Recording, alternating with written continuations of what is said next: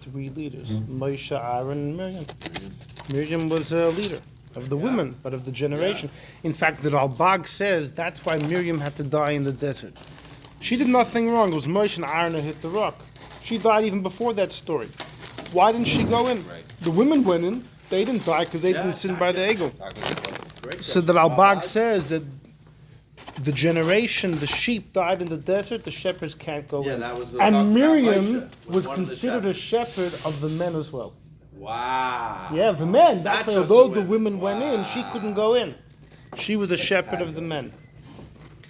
Now, years ago, there was a phrase, the Rebbe is the Tata, and Tom Chitmimim is the Mama. Yeah, I heard that. In some places, they created a new phrase. The Rebbe is the Tata, and the Rebbetzin is the Mama. The Rebbetzin is the Mama. A big koch in the Rebbetzin. The truth is, for the Rebbe, the Rebbe viewed his seat and position, so to speak, as at the helm of Lubavitch, only because he married the Rebbetzin. He was the Friedrich Rebbe's son-in-law. Although the Rebbe already had a promise in his own family. You see, the Tzemach Tzedek, his oldest son, Baruch Shalom, who actually he was a Baal Mum. He was missing part of one of his arms. He was told by his father not to become a Rebbe. He was the Bechor. And the Tzemach Tzedek told him, but don't worry, in the fourth generation it's going to return. Paraphrasing a pasuk that the Eibishter told Avudraham in Lech Lecha, your Einiglich will go into servitude, but the fourth generation they're going to come back. Tzemach Tzedek tell him double? Didn't he tell him he's going to get a Bechor portion or something? He said, Dor Revi, Yeshuva Heina. So, after Baruch Shalom was Levi Yitzchak, then there was someone, Baruch Shner, then his son, Rebbe Levik, and then his son, the Rebbe.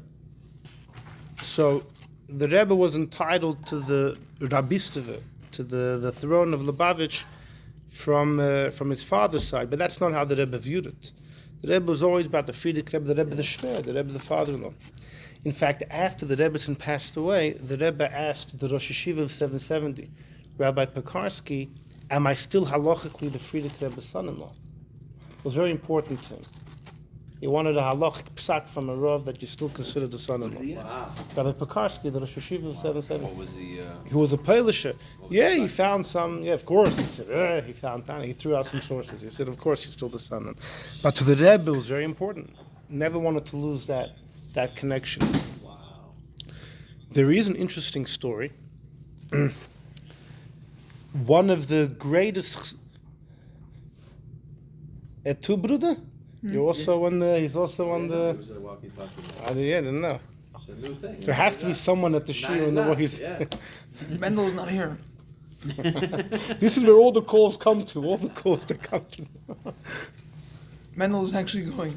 I remember all the days in Mendel J's apartment. Mendel would always be on the porch over there busy fielding calls. The story's like this. There was a fellow called Nehemiah of Dubrovner, who was the Alter Rebbe's chassid. He was young. He married actually the Alter Rebbe's granddaughter, a daughter of Chaim Avraham, the Alter Rebbe's son. And this Nehemiah of Dubrovner was good friends with the Tzemach Tzedek. They were cousins through marriage, but they were also friends. They were chavrusis, and they actually went into business together. When the Tzemach Tzedek was younger, he and Nehemiah of Dubrovna had a factory.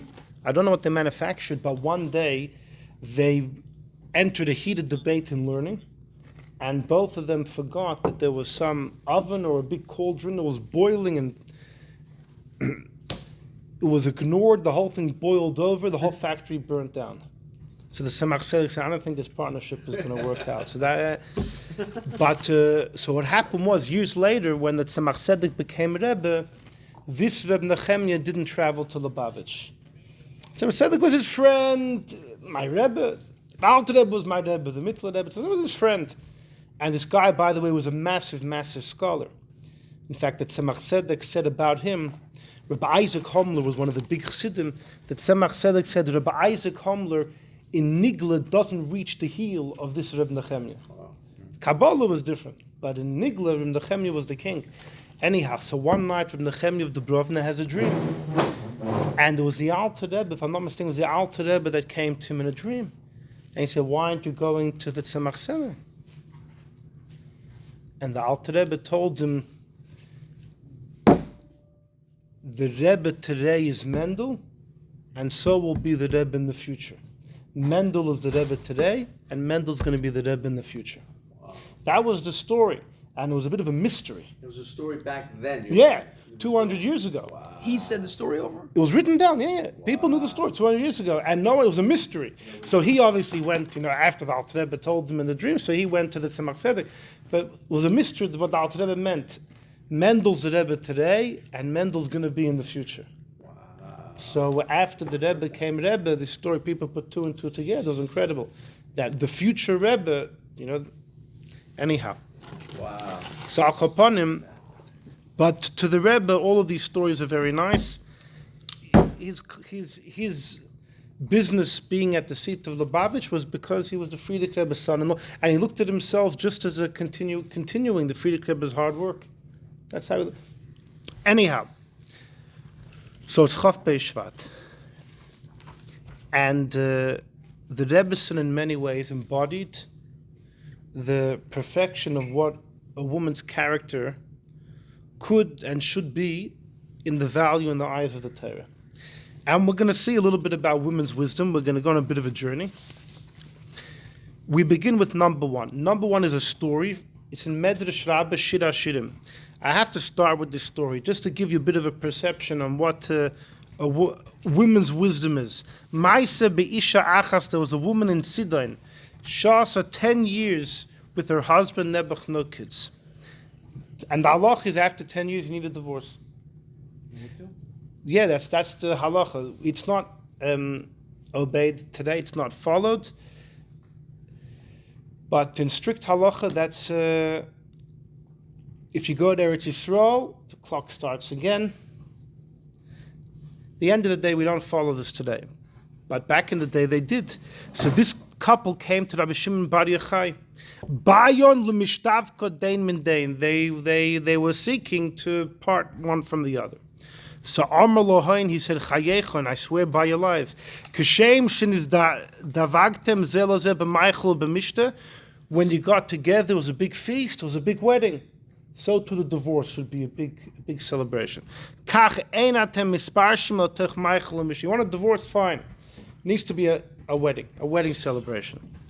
So Holchu b'drachav, they followed his advice. Va'asu la'atzman yom tov. It was a huge celebration. Va'asu suda gedayel, they made a big meal. V'shikarta yosim medai. The wife got the husband good shikr. She got him good shikr. Kivan shenis yavsha daite yolav. So he was in a good mood from the wine. He told her, Biti, my daughter, Re'i kol chayfetz toiv sheyeshli b'bayis. Look through the house, anything that you want. Tili said, take it and go back to your parents' home. Me'as, what did she do? La'achar sheyosher, after her husband fell asleep from the wine, Ramzo la'avadeh, they were still married, he didn't even give her the get. She told the servants and maidservants, she told them, pick up my drunk husband, sa'u b'mita, pick him up, u'kachu I take him, bring him to my father's house. V'haylichu, bring him lebeis Abba. So they schlepped him there, the guy was drunk, he didn't even realize. B'chatzi al midnight, Nina Mishnas, he finally wakes up from it. He looks around, doesn't know where he is. Kivan de pog chamre, when the wine wore off, he says, my daughter, his wife, hey chanani nosim, where am I? She tells him, Bebeis Abba, you're my father's house. Amala, he tells him, Maldi Beis, what am I doing here? She said, what do you mean? You told me to take the one item I want. V'loi kach amar, didn't you tell me this, babe? You told me at night. Kol chayfetz toiv sheyesh bebeisi. The beautiful thing I desire, to take it and go home. Ein chayfetz toivli ba'olam yosim chod. There's nothing I desire more than you. Wow. So they were in a quandary. Get a wish. It's a beautiful story, yeah? Mandy to Medrash. Yeah. It's a beautiful, it's a romantic story. So they went to Rabbi Shimon Bar Yochai. So the Mefarshim discuss why the husband now wasn't sure what to do. So some say that when the husband saw that the wife loved him so much, he couldn't bring himself to divorce her. The problem is 10 years had passed, so he wanted to ask Rav Shimon Bar Yochai, what can we do over here? Others say it was a legal thing, because he had made a condition to his wife, she could take whatever he wants, and She outsmarted him, so he wasn't sure. Maybe legally he made a deal with her. So it was a legal question. But either way, they came to Rashbi. Va'amad vispal aleim. He davened for them. V'nifkadu. They had a kid. They never had to divorce. To teach you, just like the Eibishter can poiked akaras, can give barren women children, so to a tzaddik can do the same thing. That's the story. A beautiful romantic story. Women's intuition. Women's intuition. Okay? That's a segue. Number 2, a very important Gemoroh. It's a Nida. The Gemoroh, it's quoting a Braise, which is elaborating the Mishnah. What's it talking about? If a girl we know is bas mitzvah, she's an adult from 12 years old. A boy from 13. We're going to see it's actually a machlekes. It's not so simple. That's the way we rule. A boy is 13, a girl's 12. When it comes to taking a vow, there's a halacha that even a year before you become an adult, the vow can still be binding. You have to be examined by the chacham to see if you understand what you're doing, and if you're considered to be mature enough, you understand the ramifications of your actions, then the vows are binding. A year before you're an adult. So for a girl, it's from 11 to 12, a boy from 12 to 13. But not monetary stuff. Right. For everything else, you're a kid. It's only because when it comes to Nedarim, the Torah uses a word which seems to indicate it could start earlier. So the Braisa says in number 2, Tana Rabbanon, we learned in a Braisa, Eilu Divrei Rebbe. Rebbe says that a girl is an adult by 12, and the vows can start by 11, whereas a boy is 13, and the vows start by 12. But Rabbi Shimon ben Elazar Omer, no, it's the other way around. Dvarim ha'amurim betinoikis, betinik amurim. What was said about the girl that she's an adult at 12 is really true of a boy. A bar mitzvah is really at 12 years old. Most people don't know. It's actually machlekes in Gemoroh. And he said, Dvarim ha'amurim betinik, what was said about the boy that when he's 13 is bar mitzvah, it's the other way around, betinoikis amurim, by a girl. So who matures earlier? It's a machlekes. Rebbe says girls mature a year earlier, which is how he paskin. Rabbi Shimon ben Elazar says the other way around. Girls 13, boys 12. Who's this Rabbi Shimon ben Elazar? One of the Tanoim. Probably the son of Rabbi Elazar ben Shamua, the student of Rabbi Akiva. Amar Rav Chisda said, my time at the Rebbe, why does Rebbe say what he says? Why does Rebbe say girls become an adult a year earlier? D'chsiv, it says, Vayivan Hashem Elokim es hatzela. When the Eibishter constructed Chava from Adam, he took a tzela. Now, what's a tzela? So it's the Gemara in a few places, in Brachas and in Eidevin brings a debate if Adam and Chava was originally, when Adam was created, was there a face in the back of him, which was Chava, du partsuf in 2 faces, or no, she was pashat, the tzela means a rib, she was taken from the rib. And as the story goes, that the Eibishter told Adam, I want to give you a wife. He says, what's a wife? It's a beautiful woman. A woman will support you. She'll love you. She'll take care of you. Adam says, what's it going to cost me? I said, an arm and a leg. So Adam says, what can I get for a rib? Okay. So the pasuk says, Vayiven, the Eibishter built. Melamed shenasan HaKadosh Baruch Hu Binah Yeseira Ishah Yosher Beish. The Eibishter gave in a woman a deeper Binah Yeseira, excess understanding, intellectual penetration to a woman more than by a man. This is the source of that statement. The type of Binah. Exactly. Vayiven is from Binah, under that the Eibishter. So what is the type of Binah? Okay, we'll see. We're gonna. Okay, good point. We're gonna touch upon that soon. Simply, Binah is right. It's a part of the intellect. What exactly it is, we're gonna see soon. It's critical. As this is a well-known statement that Binah Yeseira Nitna, a woman was given extra Binah. It was said in regard to the fact that a girl becomes adult at 12 and a boy 13. But ve'idach frekte Gemoroh, but Rabbi Shimon ben Elazar apparently doesn't agree with that. He says it's the boy that's 12, the girl that's 13. Hahumi boili, he says Vayiven's not talking about Binah, it's talking about something else. Look at the Reish Lakish, the Amar Reish Lakish from Rabbi Shimon ben Manasseh. It says, Vayivan Hashem Elikim es hatzela, the rib or the side that he took from Adam as a woman. Vayivi alad. Malamed, it teaches me shekala Kadosh Baruch Hu lechava, that he braided her hair. Vehevia eitzel Adam harishon, he brought it to Adam. The Eibishter brought Chava to Adam as a beautiful color. She came bekroche hayom, in the islands. If you travel outside Eretz Yisrael, kroche hayom could mean the islands in the Mediterranean. There's a number of them. Kairin they call the kalisa binyasa. Binyasa refers to braiding the hair. So vayivan means the Eibishter braided her hair. So according to Rishim ben Elazar, that's what it means. It's not that she has deeper understanding. Fakir, Adam has the deeper understanding. So the Gemara Taka says, Rabbi Shimon ben Elazar, my time. According to Rebbe, I understand why woman has deeper intellect. He proves it from a pasuk. Rabbi Shimon ben Elazar just says the pasuk doesn't prove anything. So he could go either way. He could say men are mature first or women. Why did he dafka choose men? That's the Gemara Shaila here. So Amar Rav Shmu bar Rav Yitzchak mitoich sha'tinuk motzru bebeis rabbi. The kid goes to school. The kid's learning. Nichneses boy armumis tchila. It enters into armumis. Now armumis is you'd call street smart. A certain sharpness, shrewdness. Shrewdness, probably a good English translation. And therefore, in other words, the kid learns ramifications. The girl's at home. The kid who goes to school, he learns ramifications of his actions. He learns about consequences before the girl.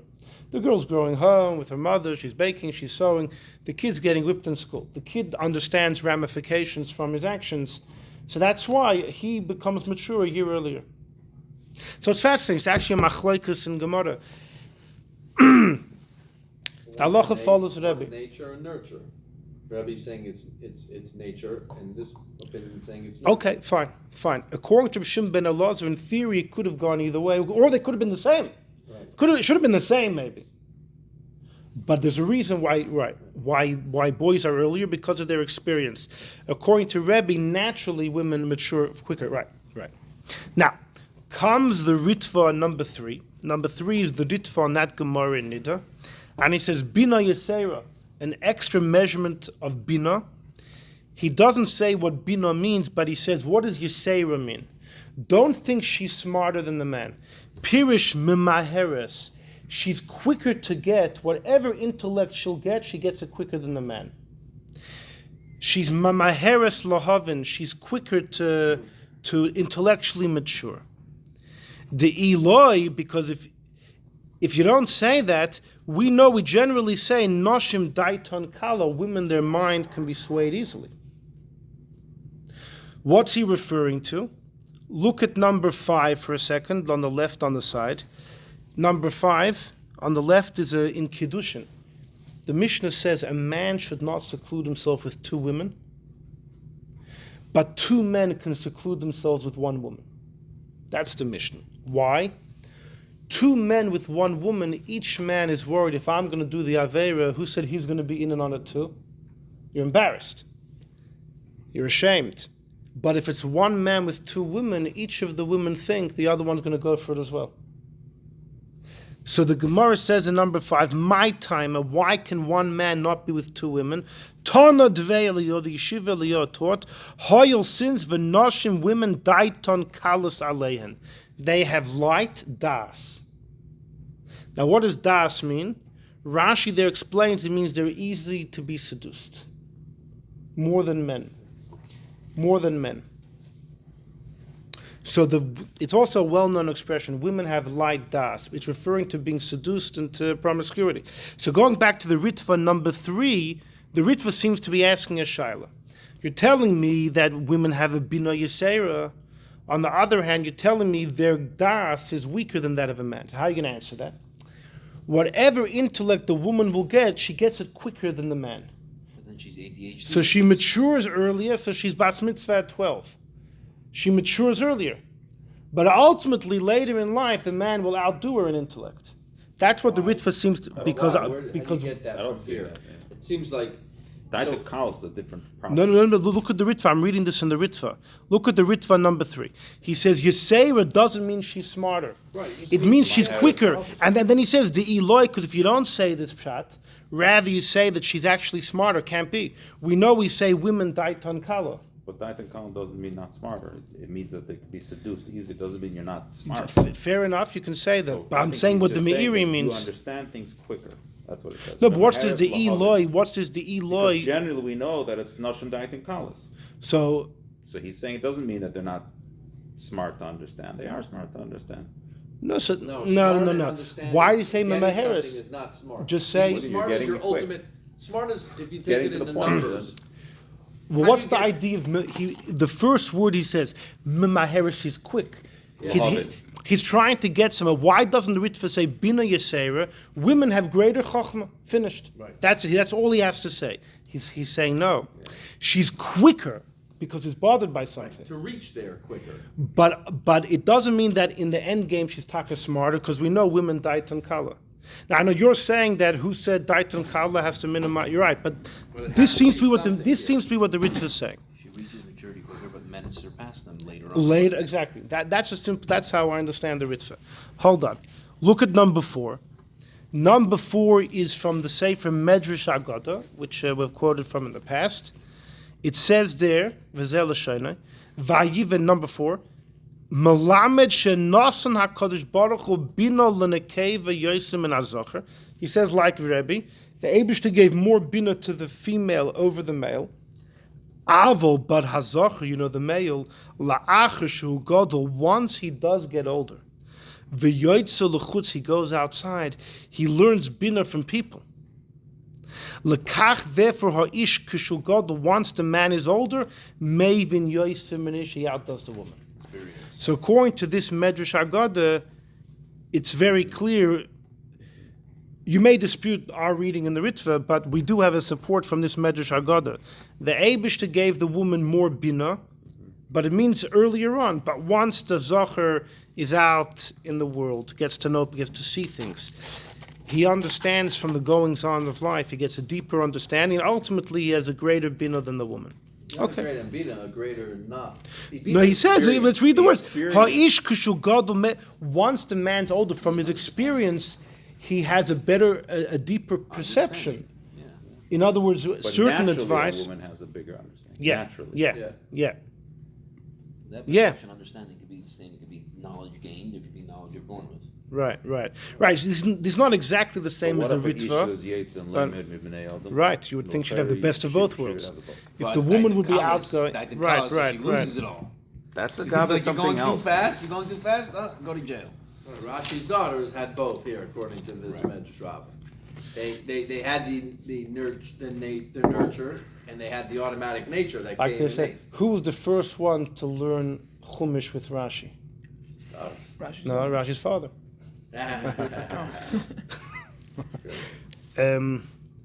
Right. The Ritva doesn't clearly say why it is that men outdo the women. He doesn't really speak about that at all. In this Medrash Agada, it says women naturally have a certain innate perception, intellectual perception. The male, due to circumstance, his life experience, outdoes her. But if the woman would have that experience, she would be the best of both worlds. Socially, they just didn't. Fine. Okay. So this whole thing still remains. When you learn these things, it's not clear exactly what is the bina, what is the das. What's funny is there's a pasuk that says Chachmas Nashim Bonsa Beisa. The wisdom of women has built the house. Chachma. The Rebbe talks about it. Right. So Chachmas Nashim. So the pasuk speaks about the women's Chachma. Not just being. This Gemoroh speaks about their bina. The das, we know what the Gemoroh says. The das is weak. So it's an interesting challenge over here. Look at number 6 for a moment. Number 6 is a Rashi in Masechta Avodah Zarah. The Gemara says that Rab Meir at the end of his life had to run away from Eretz Yisrael to Bavel. He says in number 6, Ika da Amri, some say Mishum Maisa de Bruria. Rab Meir was married to Bruria, right? So we mentioned the story once before, but the story is that Pam Achas one time Liglaga, Bruria laughed, Al Sha'amru Chachamim, Nashim Da'atan Kalos, on what we saw in number 5, that women are easy to be swayed. Their das is kal, hein alay on them. And she laughed at it. So Amr Rab Meir told his wife, Chayecha, I swear by your life, Soifech lo hoides l'devreim, you will admit to their words. V'tziva le'echad mitalmidov, Rab Meir told one of his students, Lanasoisa, to seduce his wife, l'dvar avera. V'hiftzibori urged her yomim rabim many days, ad shenisratis, until she agreed. Ukeshenoidelo, when she realized this was a test, and she had failed the test, Chon Ka'atzma, she strangled herself, died. Va'arak Rab Meir had to flee from Eretz Yisrael, Machmas Kisufa, because of the shame. That was, I can imagine the scandal of this story. That's the story. So Bruria laughed at the Nashim Da'atan Kalos. Yeah, same guy, the same Rab Meir. And this story appears in Rashi. There's no other source besides Rashi. The Gemoroh in Avodah says that Rab Meir ran away. Some say because of the story of Bruria. No details given. Rashi says this is the story. How could Rab Meir do such a thing? Why would he test his wife? How could he instruct his son? And then it ends off with her killing herself. So there were many over the years who believed that this whole thing is a mistake. Rashi never wrote it. Somebody wrote it and stuck it in, and then it came part of Rashi. Often you find people with a very narrow kalim can't handle anything that shakes their little world. So anything which doesn't align, it must be a mistake. It must be can't be. Right. So over here, many people came out and said over the years, and there were articles written, people with all types of proofs why this is not from Rashi. Somebody else put it in.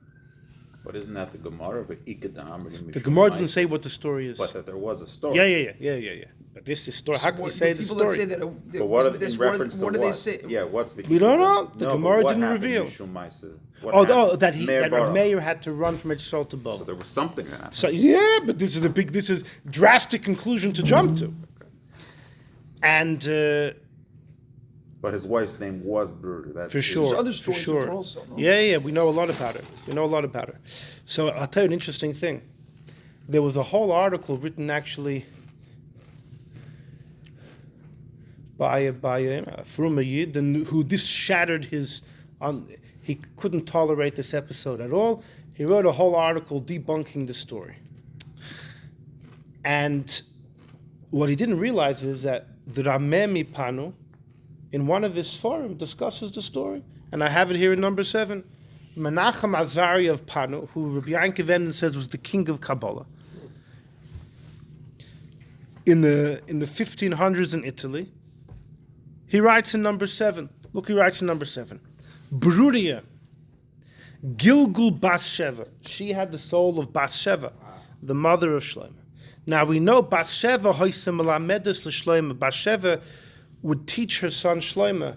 Umazirasa, she would warn him. You know, when Shlomo slept in, the day he was supposed to bring all the karbanos, and he slept in, and his mother rebuked him. He Bruria, she came back as Bruria. Dahava makri l'talmidim, she was teaching, Bruria was teaching people how to learn, teaching Bachrim how to learn. Just like Bas Sheva was coaching Shlomo, Bruria later on was coaching students. The Nispatza, she was seduced to Talmud Echad, a certain student. Oy say Talmud, you know who that student was? It was the soul of Uriah HaChiti. Oh, wow. Uriah HaChiti was Bas Sheva's husband. Now the Rambam happens to hold that Uriah HaChiti was not a full-fledged Jew. He was a ger toshev, a guy that had a right to live in Eretz Yisrael. Most disagree and say Uriah was a Jew. He was married to Bas Sheva, and David desired Bas Sheva, and he orchestrated the death of Uriah. So Uriah was Baal Harishon, was Bas Sheva's first husband. V'haya bo shayches ma'at. Bruria and this student had a bit of a connection because he had the soul of Uriah, she had the soul of Bas Sheva. Vihi hoisa sibas moisei oz. Way back when, she was the cause of Uriah's demise, right? David caused Uriah's demise because he desired Bathsheba, with all the explanations given to that story. Va'ata, now it's the other way around. Who sibas misosa? Now Uriah, in the guise of this student, causes the death of Bathsheba in the guise of Bruria. Ki lochen bo l'tikuna. This was her rectification. Now, he doesn't say that she killed herself, but he does refer to the story that she was seduced and she ended up dying. He does say that he caused her death. This goes short of saying that she took her own life. But this is definitely referring to that story. So this was just another example of people finding statements in Sfarim that they don't like, and therefore they're convinced it never happened, and and they say, anyone that believes it is a fool, and don't you realize somebody stuck in it, doesn't make any sense. And then you find they're going to say, well, this whole thing was a mistake. The Rameh didn't write this either. If the Rameh could believe it, so then we just mentioned the other week by the shear of the dogs a similar thing. In the old Sefer HaKushis from 800 years ago, it mentions there that Yidden are the Goyim call us dogs, right? Exactly, because Klovim, Kili B'nai Yisrael, this and that. And so many people said, it's a joke, it doesn't make any sense.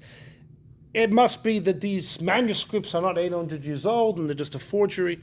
Until they found that the Klei Yakar in one of his Sfarim writes the same thing. And what if you wouldn't have found that, right? You know, and if we wouldn't have found this Rameh Mipano, these people would still be screaming that.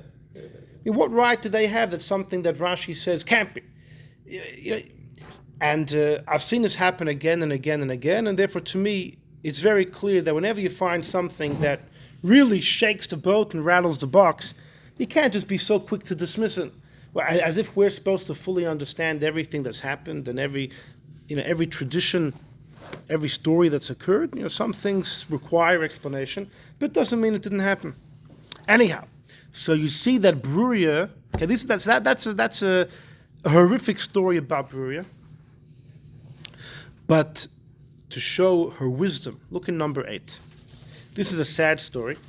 Omru, Ma'isa Hoya Brab Meir. Okay, you'll see where we're getting with all this. We'll end early. There was a story with Rab Meir.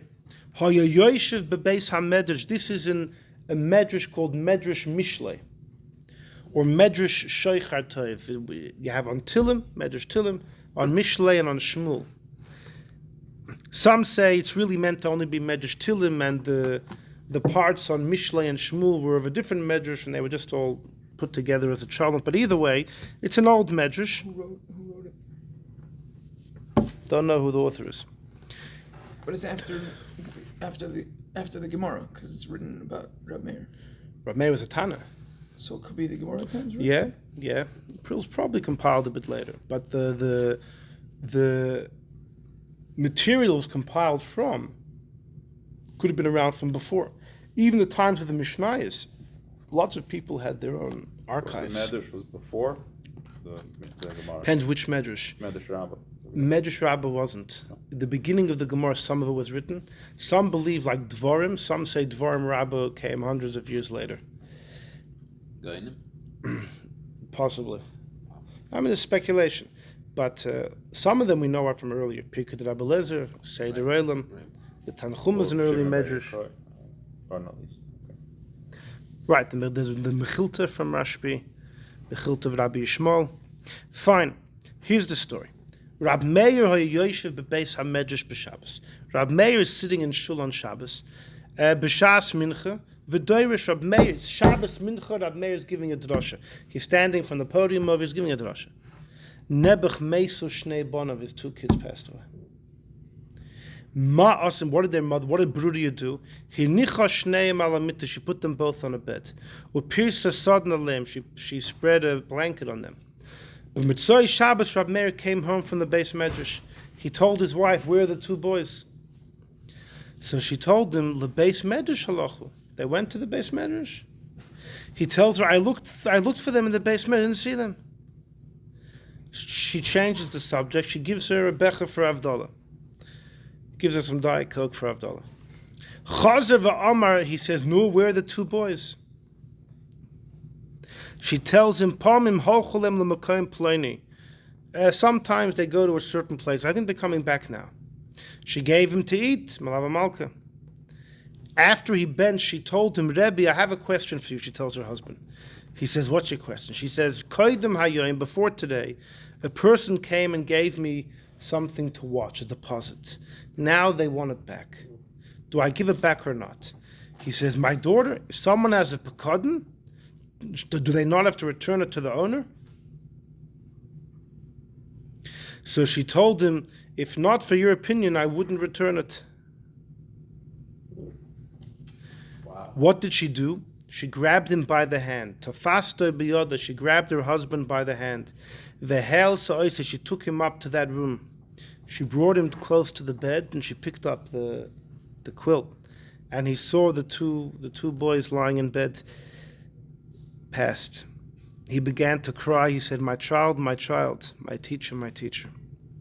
You, my children, physically, but you were my teachers, he tells his kids. You shone my face with your Torah. She tells her husband, Rab Meir,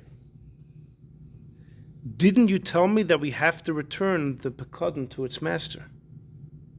That's what Eve says, God gives and God takes. With that, she comforted him, and his mind was calm. V'nisyashva. Lekach nemer eishes chayil miyimsa. Says the Medrash, this is a true eishes chayil. And then it says, why Takid Rab Meir's two sons pass away, and they both died the same time?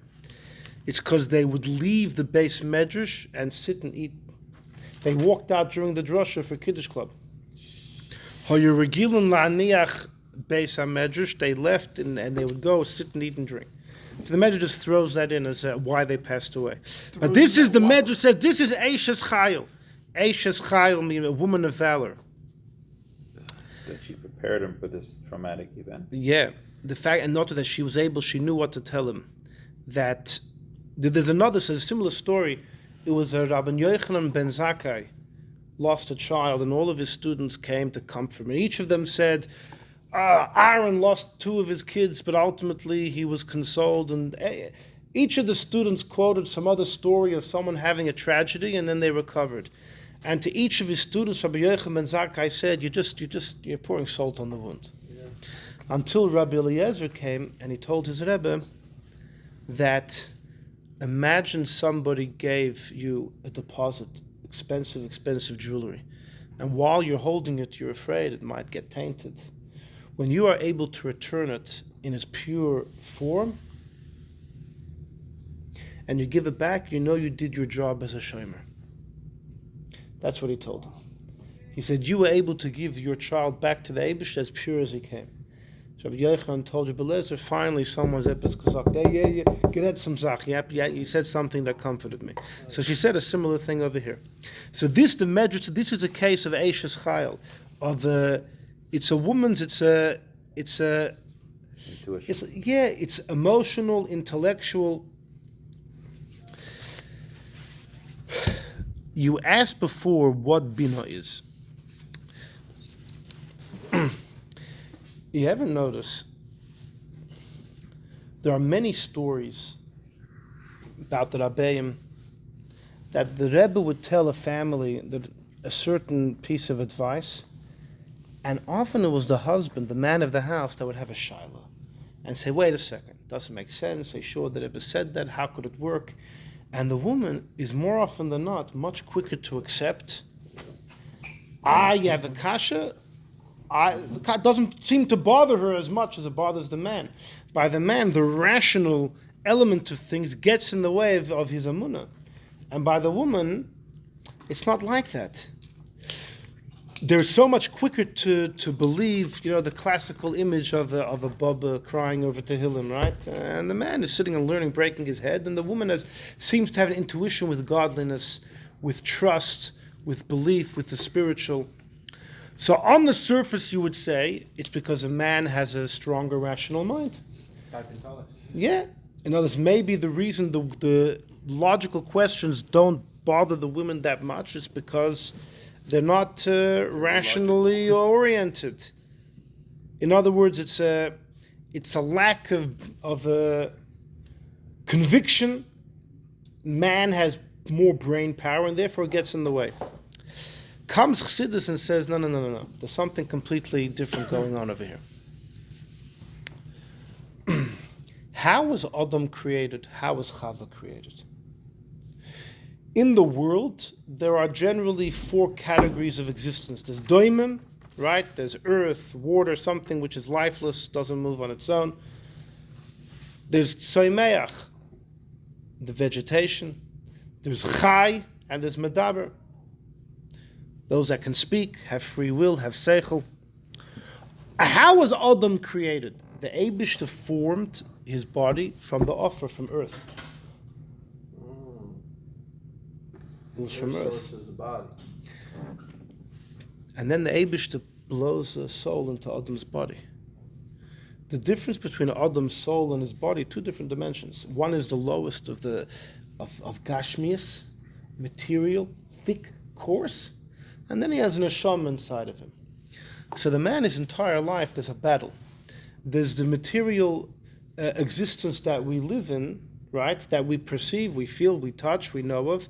And then there's the spiritual neshama. And they're so distant that they're constantly going head to head. They don't merge together. And that's why the rational mind can get in the way of emunah. When a bit of spirituality tries to shine within the person, the reason why the rational mind will ask questions and it's harder to accept is because our physical makeup is so distant from the soul. Chava, how was Chava created? Soul. Her body came from Adam after he was a human being.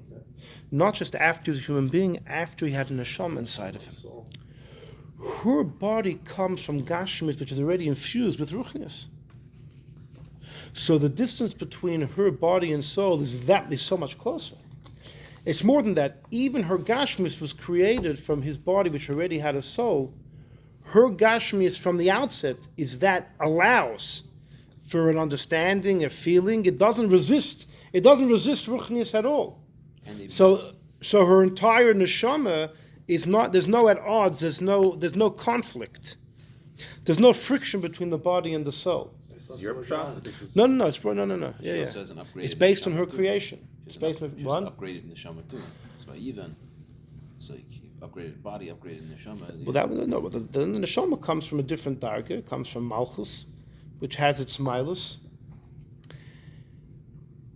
Women's soul comes from the sphere of Malchus. Malchus is the lowest, but Malchus is a direct connection to Keser. In fact, the Tzemach Tzedek has a mimer where he says, why are women naturally beautiful? He says, a man is rugged. A woman, there's no hair. A woman has beauty, natural beauty. And the Tzemach Tzedek says it's because their souls come from Malchus, which gets a direct link to Keser, which is the beauty. And so on the one hand, their soul comes from a lower source. We come from above Malchus. We come from Zor, from Zer Anpin. But Malchus has a direct link to Keser. And the Tzemach Tzedek says that's why that it even comes down to natural beauty by a woman over a man. That's as far as the soul. But the idea is their body, so the woman's physical life in no way resists spirituality. That's why they're so much quicker to believe. So the reason why their seichel doesn't have to get in the way of their emunah is not because their seichel is less powerful. That their physical, their physical experience of life is different than ours. Is different than that of a man. It's already in tune. It's in line with the spiritual message. So this is what it means. Binah Yeseira was given. Unbelievable. Binah Yeseira was given to a woman over a man. Binah is characterized as the following: Lahavin davar mitoich davar. Now you could teach me something. I hear, I understand the idea. That's chachma. I have the idea, I understand it. It shines in my mind. I get it, got it, good. Binah is you take it to the next level. I extrapolate. Based on what you taught me, I can say that means lahavin davar mitoich davar, to understand B from A. So what does it mean women have Binah Yeseira? What does it mean they have this skill to be able to understand B from A? You look around the world, what do you see? You see a physical world. But you know what's behind the physical world? The Dvar Hashem, the Word of God. Every item only exists because the Eibush is putting it into being through his speech, through the energy, the vitality that he's Machaya. You don't see it. You don't see it. What you see is A. We see A. But there's a B. But in order, lahavin dover mitoich dover means to understand the Dvar Hashem from the Dvar Gashmi. Lahavin dover mitoich dover, to understand one thing, B, the godliness. Mitoich dover, from what you see, which is the A, which is Binah in its greatest format of finding God. The woman has a Binah Yeseira. The woman has an easier time doing that. You know why? Because to her there was never a real cover-up. Because her body, in its source, it was made from something which was already from the level of Medaber, already with Adam's soul in it. It was already a vehicle for godliness. So to her, there's no cover-up. She sees the table, she already feels the vitality, or she's able to feel the potential. It's easier for her to feel.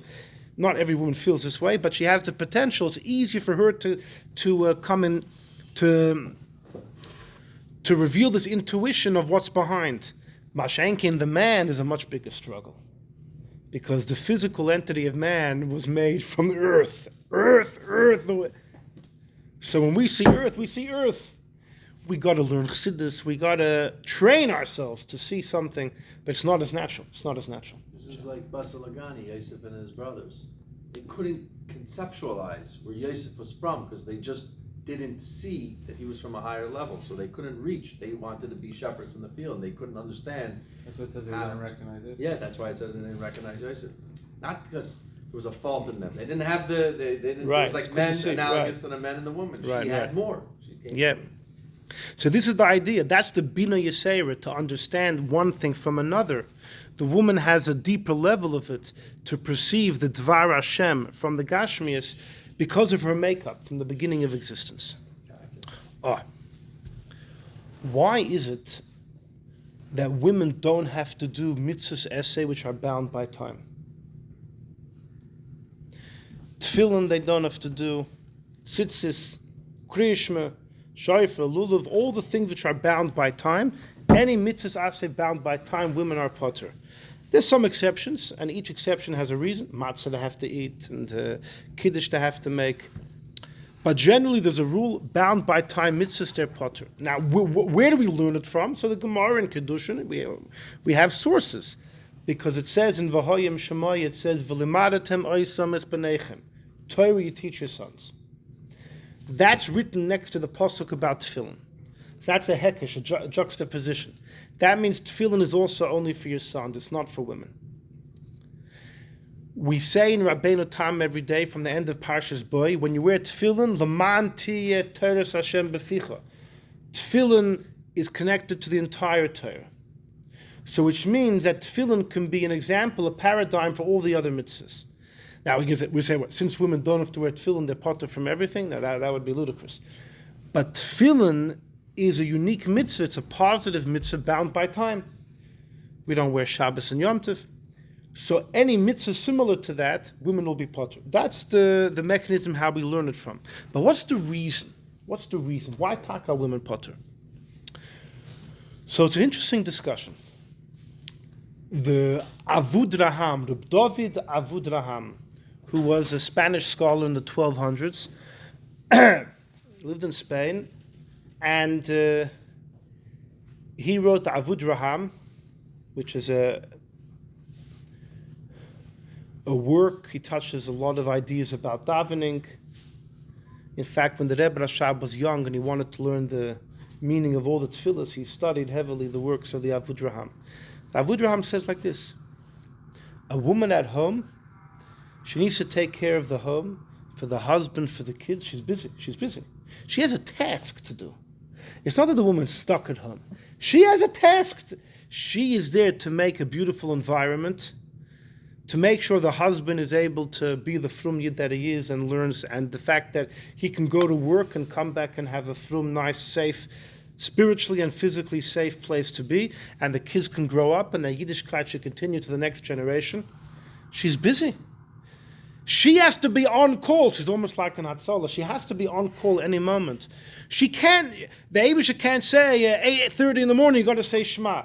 She has a previous, so anything which is time bound just doesn't fit into her schedule. She's oisik b'mitzvah, she's busy doing a mitzvah, she's patur. That's the rationale of Avudraham. He's not the only one that says it. The Kol Boy, which is also an early sefer from the Rishonim. We don't know exactly who the author is, but about lots of halachas and minhagim of day to day, gives the same rationale. So that's the classic rationalistic approach.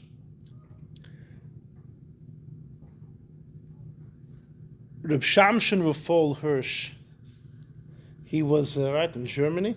He was big for Torah umada. Torah, you gotta be well read and a from yid, and they don't contradict. Fakert, the modern orthodoxy of today, that if you do it right, it could be a perfect blend. That was his belief, and that's how he wanted to fight the reform. He said, in Germany, reform was big. So what are you going to respond? You have to, have a long pace, and a long beard, and hide yourself in a long black coat. It's not going to work. You want to learn secular studies, learn. And fakir, you'll see it doesn't have to be a contradiction. And he had lots of success. He did have lots of success in Germany.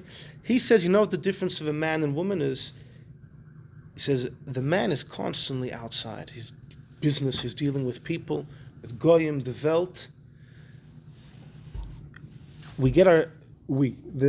Someone who lives, I'm fortunate that I live the life of a woman. I live a life indoors. But if you get your hands dirty, you need those constant reminders to remind you to keep flaming the spark of God in the soul. So he says that's why the Eibusha tells the men, Kriya Shema twice a day. I want you to wear tzitzis. You need all these reminders because you're going to be out there. You're going to be out there. But he says the women are at home. They're in a safe, spiritually safe zone as well. They're not exposed to what the men are exposed to. They don't need those same signs. That was the philosophy he gave. Like the Maisa with what the Rebbe said, why Sfardim can have their Ksab and Mezuzah, while Ashkenazim can't use Sephardic Ksab. It's because by Sfardim they live in hot climates, so they don't need as many blankets. Whereas Ashkenazim come from colder climates, so they need the extra warmth and the extra chumras. Who said that? That's what Rabbi Blank told me. I asked him. I was asking him about mezuzahs. I asked him to check some Sephardi mezuzahs, and he made sure to ask me if they were for Ashkenazi or not. But who said? He said the Rebbe said that. The Rebbe. The Rebbe Wow. explained why. Very cute. Arizal or whatever. Very cute.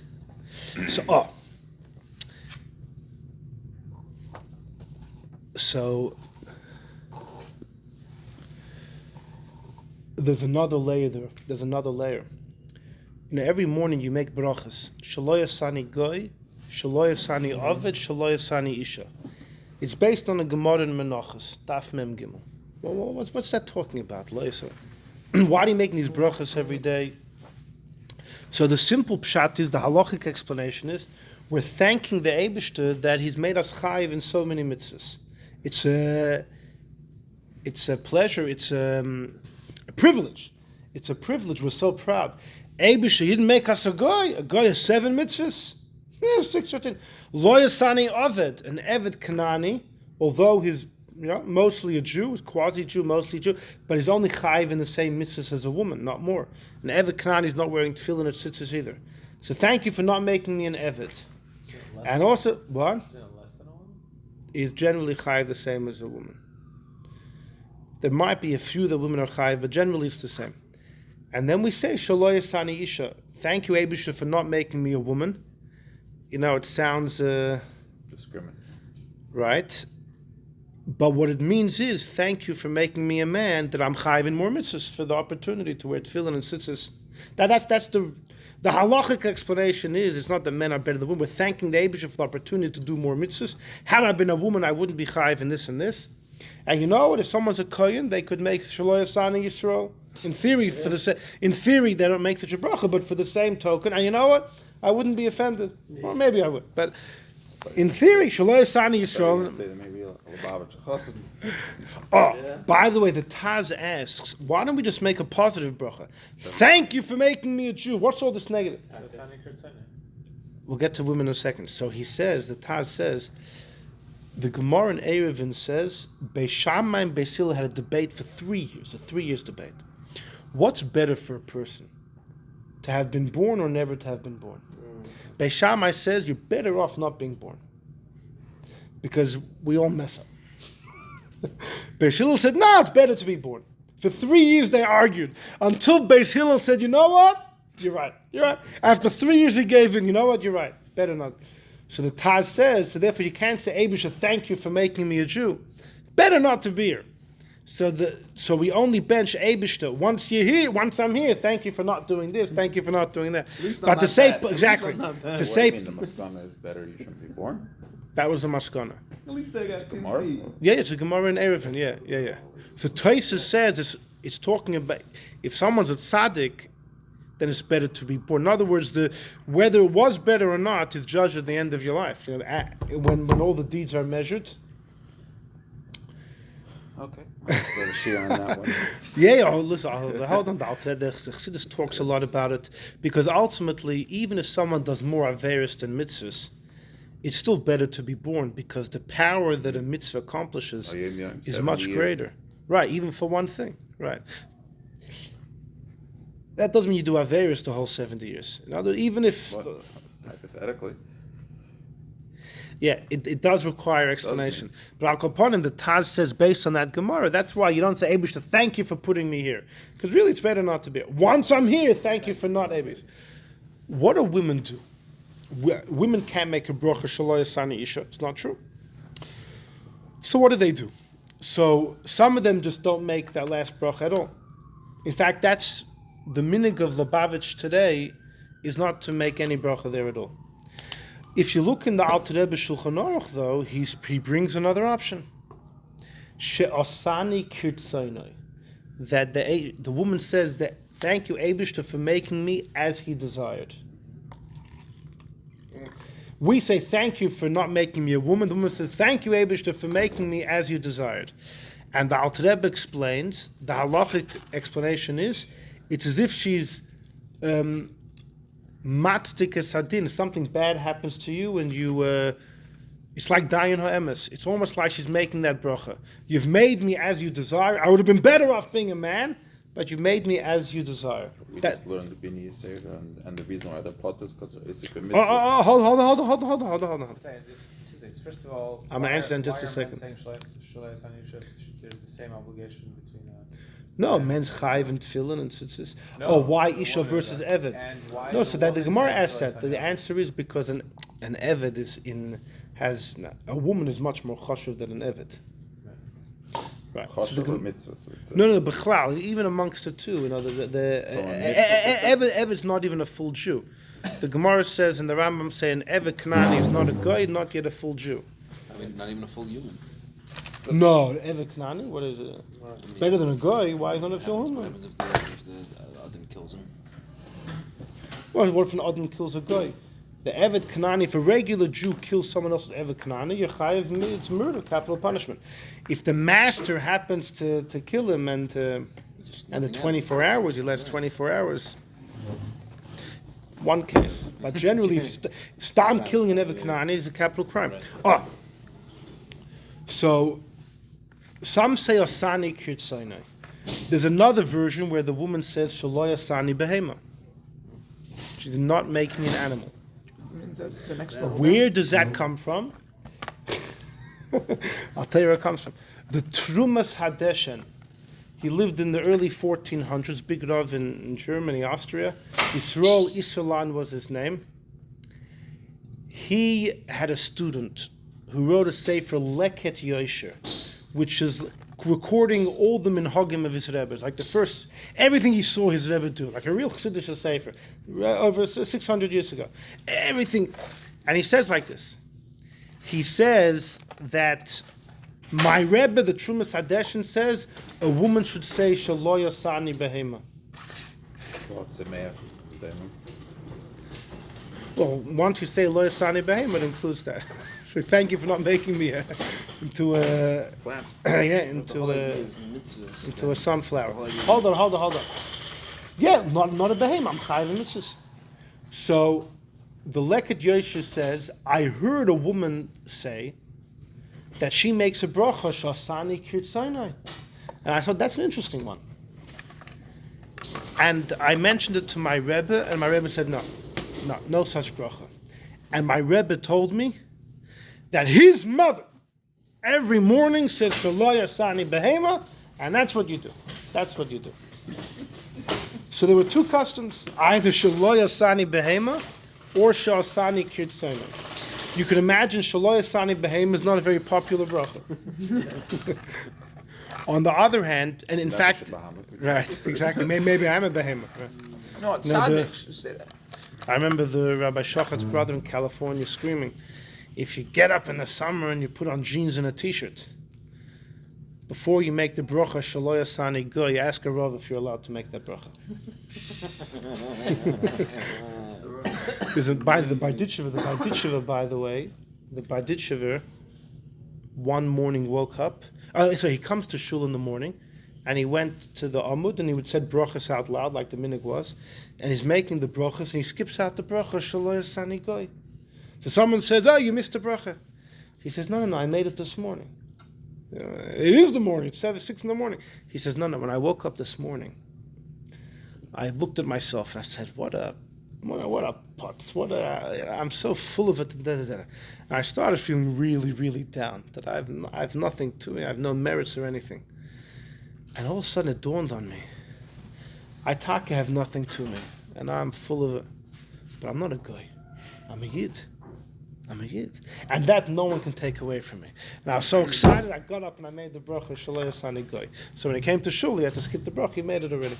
Anyhow, so in Shulchan Aruch, the Alter Rebbe doesn't bring the Lo Asani Beheima, it's not, but he brings Sheasani Kirtzono, and he says it's like the woman bowing her head, admitting to the Eibishter that your will be done. In the Siddur, the Alter Rebbe doesn't bring it, so it's no longer the minhag. Oh, but here's the thing. The taich is like this. We said before, why taka a woman doesn't have to wear tefillin and tzitzis? Why is she patur from these mitzvahs? So we said, or I didn't know if I said it, but I was starting to say, that these mitzvahs are oisius, they're signs. Tefillin is a sign. Tzitzis is supposed to remind us.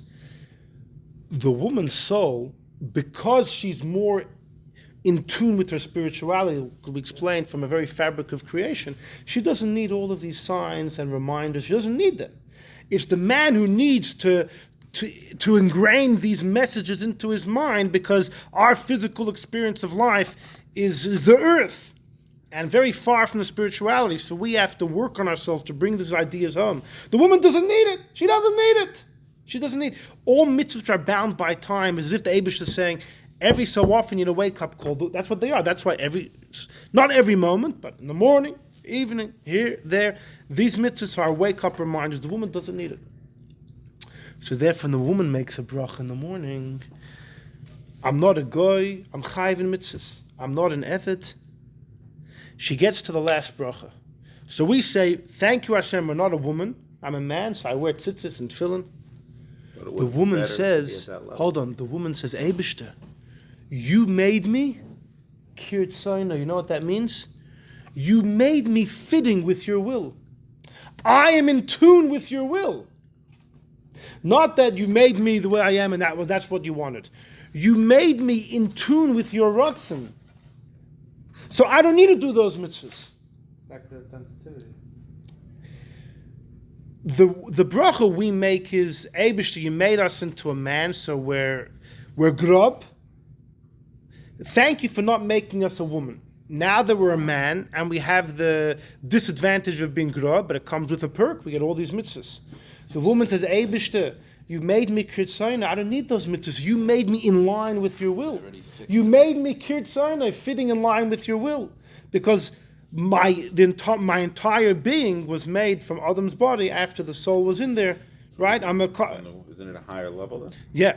So then That's a why do you make- nupshat and Asani Kirtzono. So why would you say Shelo Asani Ishah? You should actually be upset. Oh.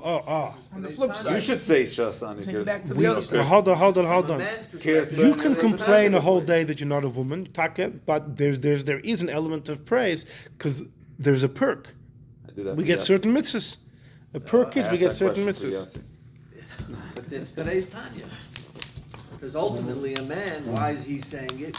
Because yes, they're higher, but I get to do mitzvahs, and that's Right. connected It's to a perk. Hashem's Exactly. Ratzon. Exactly.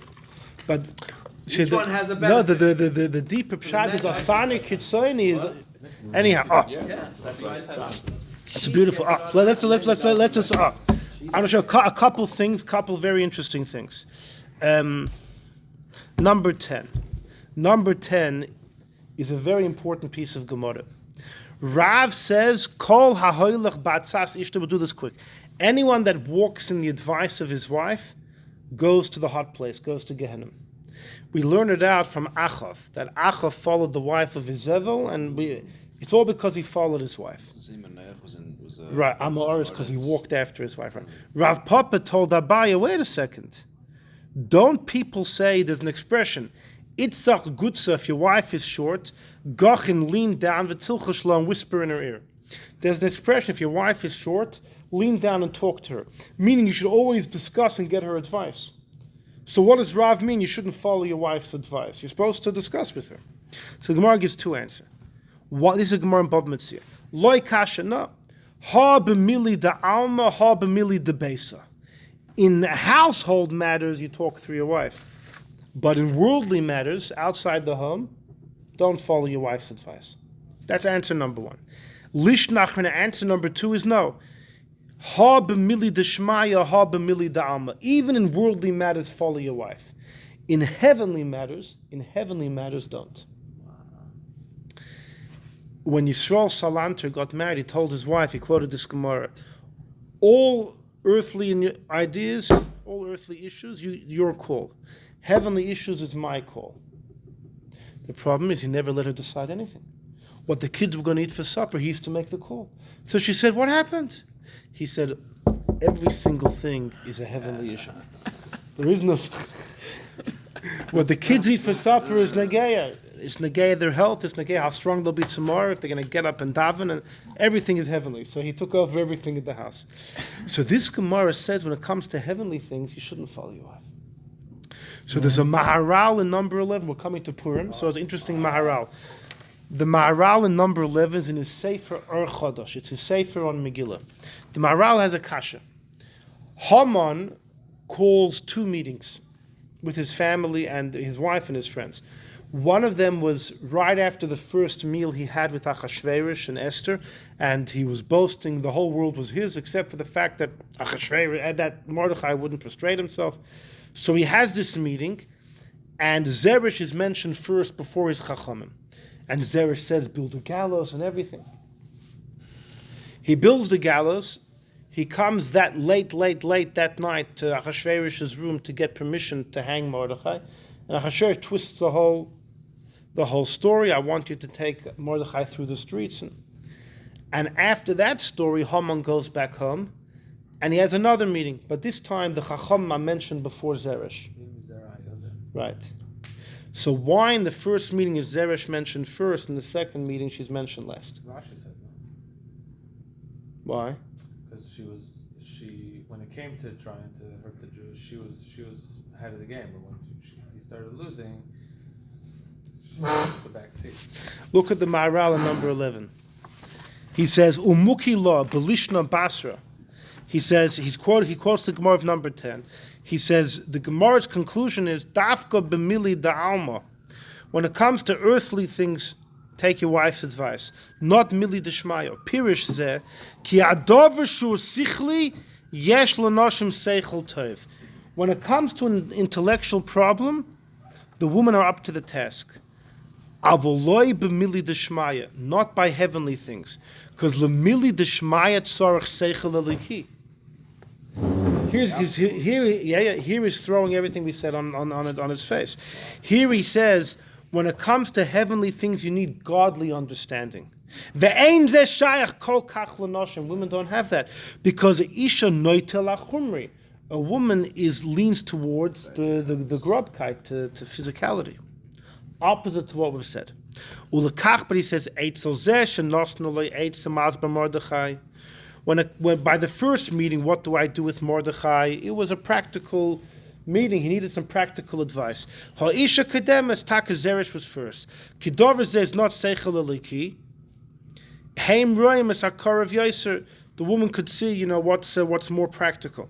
Avudraham, but by the second meeting, sha'amru kasher where she said, oh, now the tables are turning, God's spinning things around, Mordechai is on top. This was more of a philosophical meeting. This was a theological discussion. This is a godly discussion. Ladas koyach Yisrael, the power of the Jews. V'sham makdim chacham. There it says first the chacham, then Zeresh. Klal ador, it says Maral. Whatever is seichel eliki, the man comes before the woman b'chachma. But if it's only advice, what you should do about the enemy, the woman in her seichel comes before. Like the Gemoroh says, bend down and talk to your wife. So the Maral here throws everything we said on his face. That fakir, a woman naturally is more predisposed to physicality. Interesting. So that's a Maral. So these are Maral people quotes. On the other hand, there's a Maral who says just the opposite, number 13. Look first in the Gemorah number 12, then we'll see the Maral in 13. Number 12 is the Gemorah in Brachos. I don't know Haman even did the right thing. Bring a proof from what he did. Maybe he's an idiot. Okay. Maybe. That's another answer. That's another answer. In Dein Sefer can schreiben is given a Shefer. But here, this is a... Anyhow, in number 12, the fact is that, well... The Ramas. In number 12, it's a Gemorah in Brachos. Gedoy lahavtacha shevtichon HaKadosh Baruch Hu l'noshim yosim min ha'anoshim. The promise the Eibush has given the women is greater than that of the men. There's a special promise the Eibush should give. Shenem anoshim sha'ananas, women which are calm. Koimna, arise. Shemana koili, hear my voice. Benois boitches, women that are confident. Hazein and Rossi, hear my words. The Eibush gives them a special confidence, greater than that of men. Now, what's it talking about? So, Amalei Rav L'Rabchia, Nashim B'mai Zachyan. What's the women's chus that they have? By the Avnei Nezer learns pshat like this: Ner mitzvah. A mitzvah is a candle. Torah is the light. Now, women don't have to learn. So what they do mitzvahs, they have candles, but if there's no Torah, there's no light. So the shaila is, B'mai Zachyan, how do they shine? Where do they get light from? And the answer is, when Bakrui Benayu L'Bnei Knishta, when they get their kids to learn Chumash, Ubasnuya Gavraya, when their husbands go to yeshiva and learn Mishnah, V'notrin L'Gavrayu, when they wait for their husbands till they come back from yeshiva, that's the woman's chus. Which, by the way, the Gemorah uses this to explain why their reward is greater than that of the men. You know why? Because they get the men to learn. Greater is the one who gets it to happen than the one that actually does it. Right, we have it. So look at number 13. This is a Maharal in his Sefer Be'er HaGoyla. Interesting Sefer he wrote. He writes like this in number 13. Ha'ish ba'meshu gever. He says, because a man is masculine, einenu baal sha'anon. A man is not tranquil, v'hashket, mitzad his gavrusay v'spailoi. The man's on the move. There's things happening. There's gvura, there's strength, there's b'chein. Therefore, eino muchonim gam ken kol kach el ashan v'hamanucha hu olam haba. A man is not predisposed to enter Gan Eden. Gan Eden is a place of tranquility. The man has his blood bubbling. Shuhu hamanucha ba'atzmai. Gan Eden is a place of rest. The man is not ready for that. Avol hanoshim, but women ru'uyim umuchunim lo mitzaratzmam. Women are predisposed to enter heaven.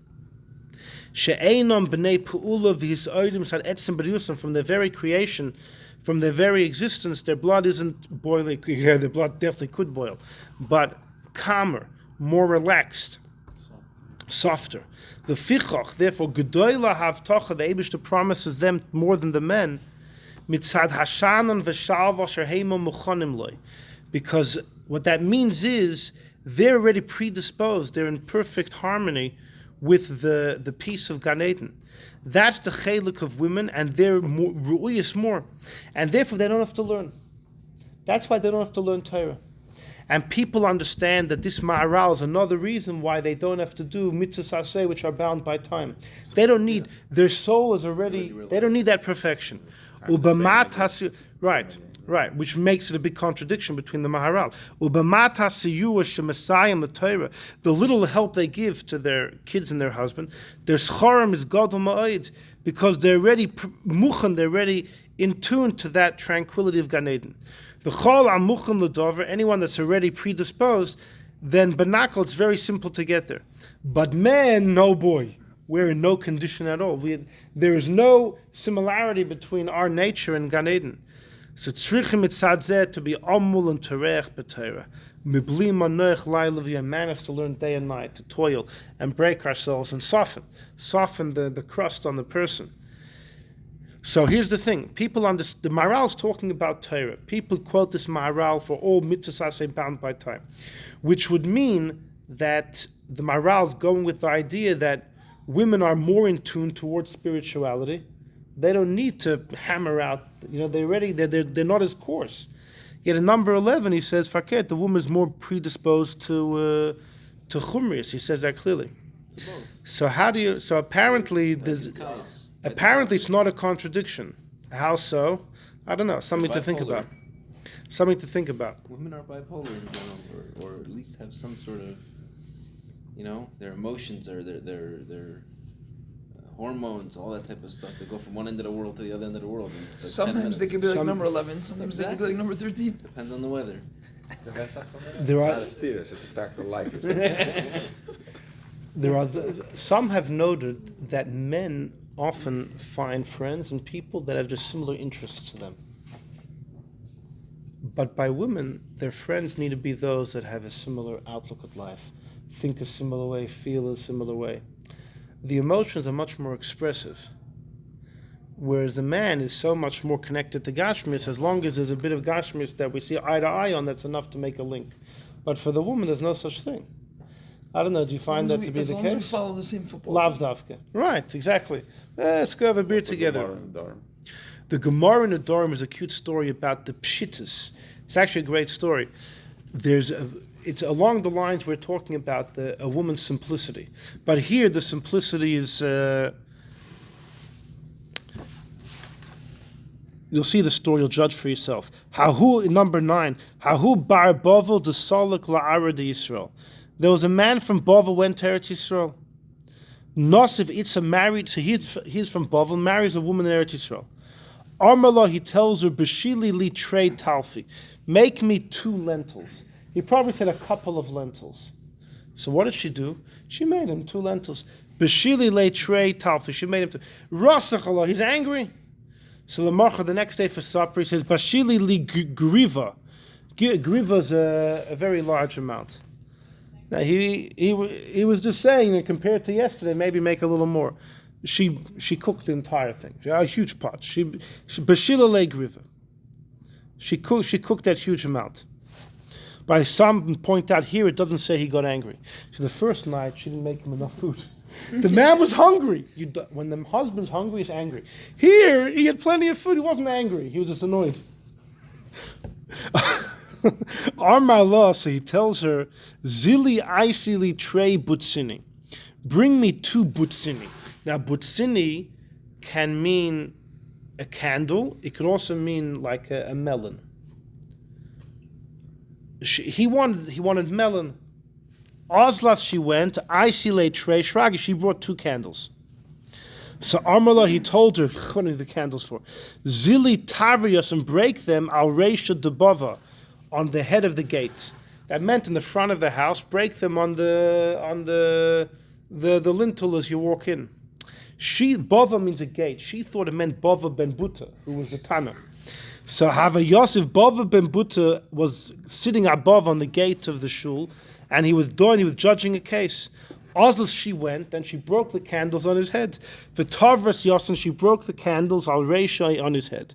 So Armala, he told him, Ma'adin, what are you doing?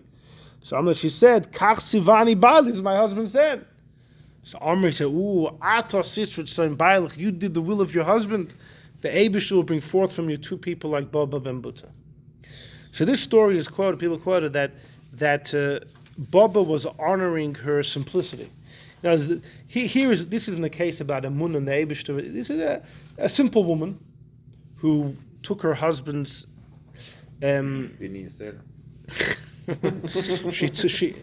This woman knew no chachmas. She took her husband's instructions at face value, and to the point that she was willing to disgrace Bava Ben Buta because she thought her husband wanted her to smash the candles on his head, and Baba honored it. Baba benched her because of it. It's like the story of one of the Rabbeim who said, "Go eat two bagels," Right, There has right. to be and explanation. they had two twins. Yeah. Simple faith. Do we know who her kids were? Story, she smashed a candle. No. Yeah, but Bava Ben Buta was The Rebbe appreciated. must have something in this in the Gemoroh. It's like the one Kamar of when he killed Zeresh. I mean, bastard. Yeah, must be some story here. But the idea is, you see, so a story like this is that the simplicity of the woman, when, she probably wasn't, she's probably a simple There's woman. another story, spit in the eye. Yeah. Mayor, yeah. Mayor. Same type of idea. Same Right, with Meir. right. Simple. Her husband told her, don't come home till you spit in the eye of Rab Meir. It was beautiful. And He Rab Meir, appreciated the beauty he of it. found some excuse. He said, I have an illness, I need people to spit in my So eye. she can Right. she can do it. There's Right. something beautiful about Yeah. that. Yeah. No question. Right, so you have those stories, but the main thrust of the Shir you should go home with is that although the same husband and wife, the same man and woman can be dealing with the same struggle, to have faith in A, on the other hand, what you see and what you think, you have the rational struggle of B. The reason why the man often has a deeper struggle than the woman is lav davka because he has more brain power, or he's more of a rationalist. It's because of her, by virtue of her very creation, she's more in tune with spirituality. Yeah. How could you get him And bring that's the Asani. schus that the parnasa comes from a woman? Lots of things we didn't bring. That's already- right, Bruria. And so the Rebbe says From that. right, it's from Avudraham. What's the pasuk? Avraham and Sarah. Hativ ba'avura, well, Avraham hativ. And Rashi says it. Yeah. The Gemoroh says in Yevama, so whoever is without a woman has no bracha, has no simcha. There used to be a minig not to duchen until you were married. Bacher shouldn't duchen. Because you have to duchen with simcha, and until you're married, you don't know what joy is. The problem is, once you're married, it's very too late. You actually realize what joy was. Very good to know. But that's the idea. Asani Kirtzono, the Eibishter made her in line. It's a beautiful, and that's lahavin dover mitoich dover, the Binah, to be able to see the ruchnis nest. So my sister- But the woman, what? The mom shouldn't say the Baba shouldn't say it. Oh, the bracha. Well, listen, there are Right, Shulchan Aruch. a lo Asani Beheima. I've never seen a Lubavitch woman saying. The Alter Rebbe Shulchan Aruch says to say Asani Kirtzono. It doesn't make sense to say In the Siddur, the Alter Rebbe doesn't bring it, so most people don't do it. But there are those, I've you heard know. people doing it. It does not make sense to say Shelo Asani Beheima. It's such a far-fetched thing, Trumas Hadeshin. What do you? but it's like such a separate category.